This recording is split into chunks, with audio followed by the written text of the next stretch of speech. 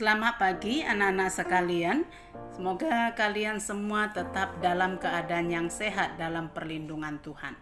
Hari ini kita akan melanjutkan kembali pelajaran kita bab yang kedua, bagian yang kedua, yaitu tentang Injil Kerajaan Allah. Apa itu Injil Kerajaan Allah? Nah, kita akan membahasnya.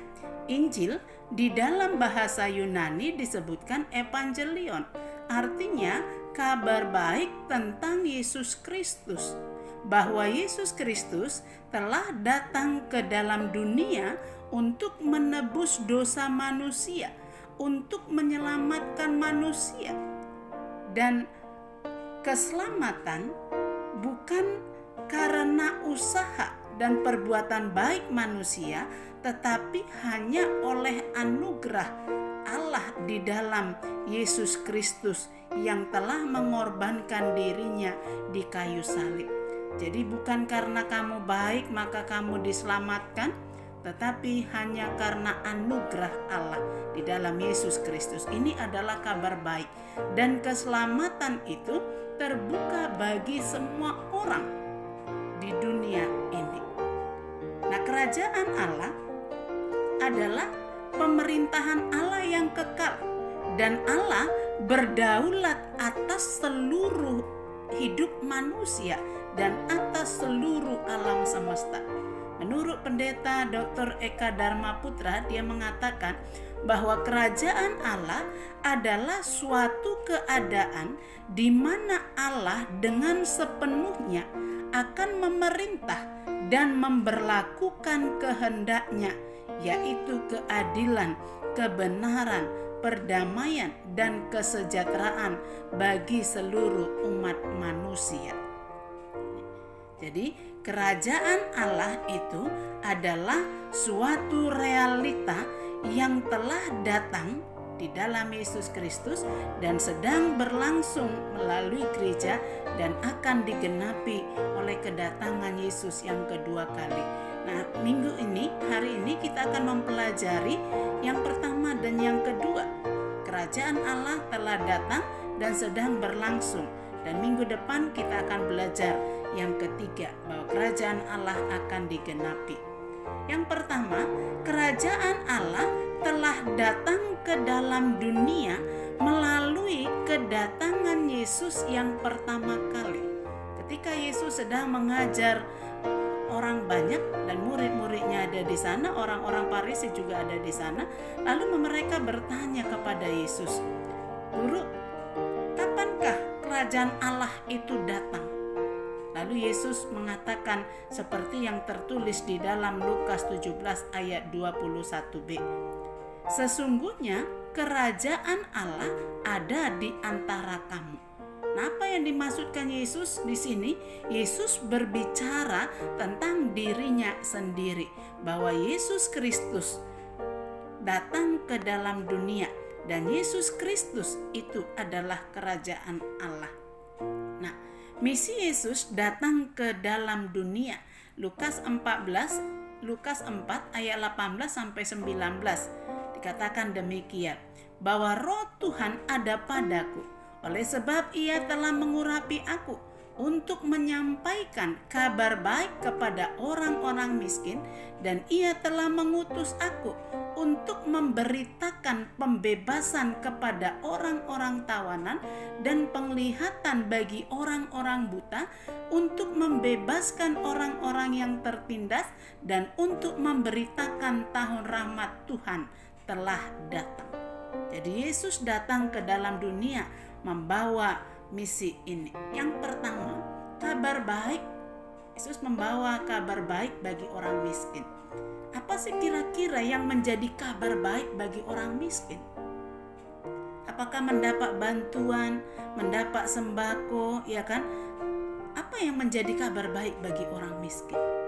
Kabar baik bagi orang miskin adalah ketika mereka mendapat jaminan hidup.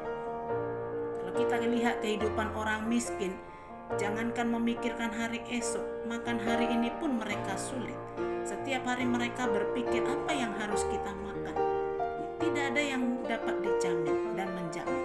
Maka Yesus mengatakan, kepada orang-orang yang miskin, berbahagialah orang yang miskin di dalam kerajaan Allah, karena mereka yang empunya kerajaan sorga. Yesus memberikan jaminan hidup bahwa di dalam Yesus ada kehidupan, bukan hanya hidup hari ini, tetapi hidup kekal di dalam kerajaan sorga. Matius 5 ayat 3. Itu sebabnya datanglah kepada Yesus dan hidup di dalam Yesus. Yesus memberikan jaminan kepada setiap orang, dan bukan hanya hidup hari ini, tetapi hidup kekal di sorga juga. Membawa pembebasan bagi orang-orang tawanan. Siapa itu orang tawanan?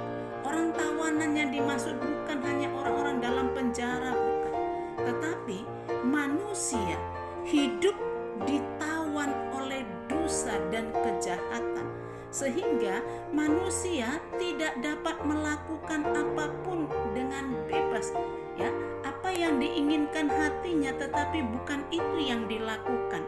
Saya mau melakukan perbuatan baik, tapi kenyataannya dosalah yang saya lakukan. Kenapa? Karena hidup saya sudah ditawan oleh dosa.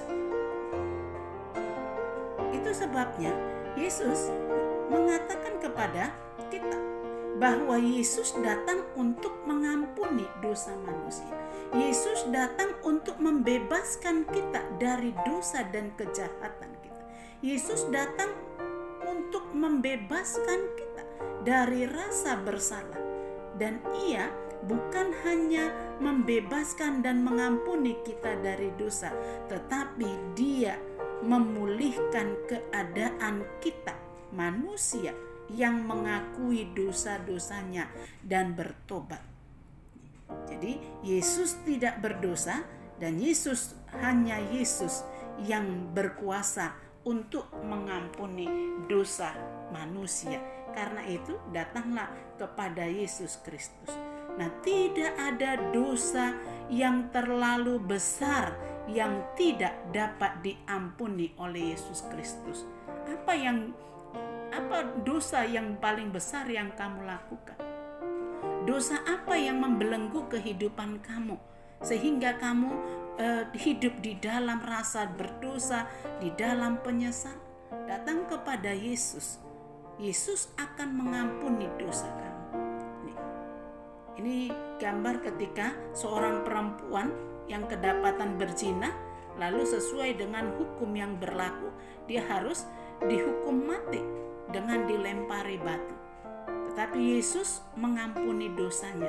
Ketika orang banyak menuntut Yesus untuk menghukumnya, Yesus justru mengatakan, siapa di antara kamu yang tidak berbuat dosa, haruslah dia yang pertama kali melempari batu. Dan mereka tahu, dan kita juga tahu, tidak ada orang di dunia ini yang tidak berdosa. Itu sebabnya kemudian Yesus mengatakan kepada perempuan ini, aku pun tidak akan menghukum engkau. Pergilah dan jangan berbuat dosa lagi. Jadi tidak ada dosa yang tidak dapat diampuni oleh Yesus. Syaratnya kita hanya perlu datang kepada Yesus, mengakui dosa kita, percaya kepadanya dan bertobat. Dan Yesus katakan, pergilah dan jangan berbuat dosa lagi. Yesus mengampuni dosa kita. Nah, yang berikutnya, memberi penglihatan kepada orang yang buta. Ada banyak orang di dunia ini yang melihat secara fisik, tetapi tidak melihat secara rohani. Hatinya tertutup dengan kejahatan. Ada banyak orang di dunia ini yang tidak dapat membedakan mana yang benar dan mana yang salah. Hidup di dalam dosa, hidup di dalam kejahatan dan penuh dengan kegelapan, dan hidupnya menuju kepada kebinasaan. Karena itu Yesus berkata, akulah terang dunia, setiap orang yang mengikut aku, dia tidak akan berjalan dalam kegelapan, tetapi akan mempunyai terang hidup.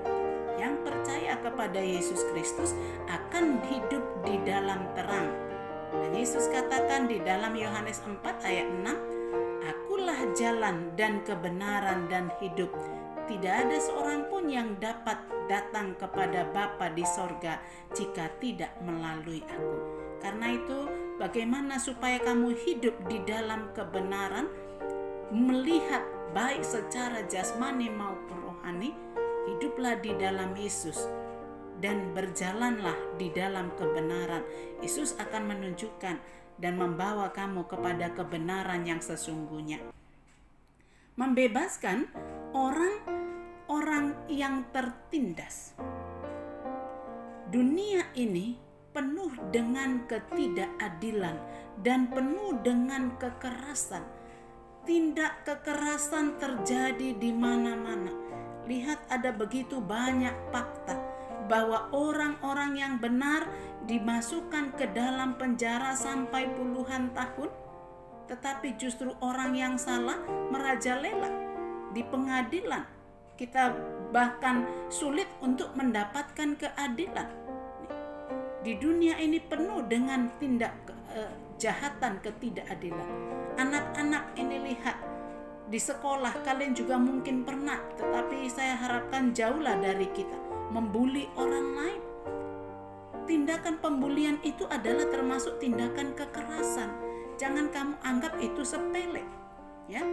Itu adalah tindakan kekerasan dan tidak dibenarkan sama sekali. Berapa banyak orang-orang TKW atau pembantu yang diperlakukan semena-mena oleh majikannya, bahkan mengalami kelumpuhan, kebutaan, bahkan kematian. Di mana-mana tindak kekerasan dan ketidakadilan merajalela di dunia ini. Bahkan mungkin kita juga menjadi korban dari ketidakadilan itu.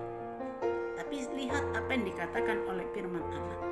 Allah itu adil dan Ia akan menyatakan kasih-Nya dan keadilannya kepada semua orang. Mazmur 11 ayat 7 mengatakan, "Sebab Tuhan adalah adil dan Ia mengasihi keadilan. Allah tidak akan berdiam diri melihat ketidakadilan merajalela terjadi di tengah-tengah dunia." Tetapi waktu Tuhan tidak sama dengan waktunya manusia. Nah, perbuatan tangannya ialah kebenaran dan keadilan. Segala titahnya teguh, kokoh untuk seterusnya dan selamanya. Dilakukan dalam kebenaran dan kejujuran. Karena itu, ketika dunia berlaku tidak adil, maka datang kepada Tuhan dan Tuhan akan menyatakan keadilannya kepada kita.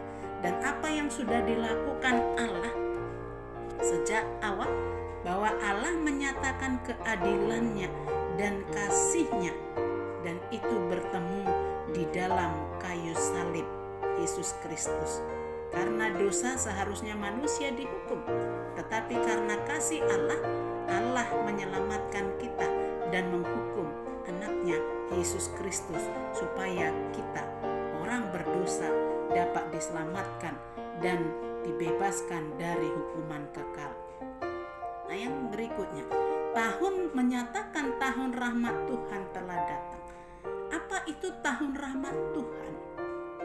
Tahun rahmat Tuhan adalah keselamatan terbuka bagi semua umat manusia di muka bumi ini. Jika manusia selalu berusaha untuk mendapatkan keselamatan dengan melakukan perbuatan baik, supaya memperoleh amal kebajikan dan memperoleh hidup kekal di surga. Tetapi kita tahu bahwa kebaikan kita itu hanyalah sia-sia. Jangankan di pengadilan Allah, di pengadilan dunia pun perbuatan baik tidak dapat menghapus dosa atau kesalahan. 1000 perbuatan baik saya, tetapi tidak dapat menghapus satu kesalahan saya. Ya, jadi kalau selama ini misalnya saya dikenal sebagai orang baik, kamu sebagai orang baik, tapi kemudian kamu melakukan satu kesalahan, memukul orang sampai babak belur, atau bahkan ada yang sampai mengalami kecacatan, lalu orang itu menuntut dan membawa kita ke pengadilan. Apakah di pengadilan hakim dapat membebaskan kita dengan fakta bahwa selama ini saya terkenal sebagai orang baik, tetapi juga ada fakta saya melakukan kesilapan dan memukul orang sampai babak belur dan mengalami kecacatan? Ya, jika pengadilan Allah, pengadilan dunia tidak dapat membebaskan perbuatan salah dengan 1000 kebaikan, ya, satu kesalahan dengan 1000 kebaikan, apalagi pengadilan Allah.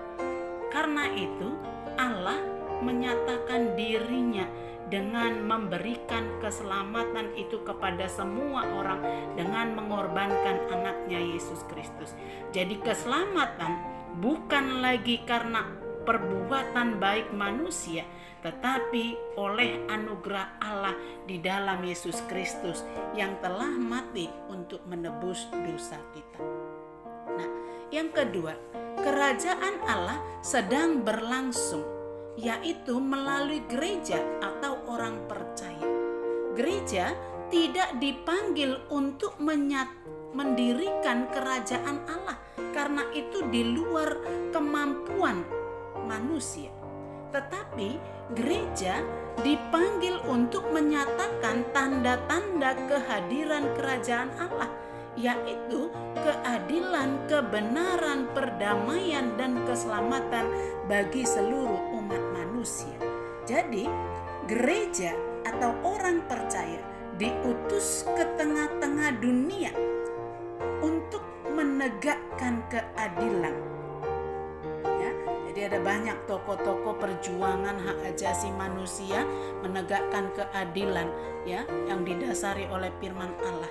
Kita lihat misalnya Martin Luther King di Amerika Serikat menegakkan keadilan, menyatakan persamaan hak antara kulit hitam dan kulit putih, ya kan? Dia bermimpi, I have the dream, bahwa satu hari orang kulit putih dan kulit hitam akan duduk bersama-sama, dan itu menjadi kenyataan. Dan itu semua adalah perjuangan yang dilakukan oleh Martin Luther dan juga orang-orang percaya lainnya.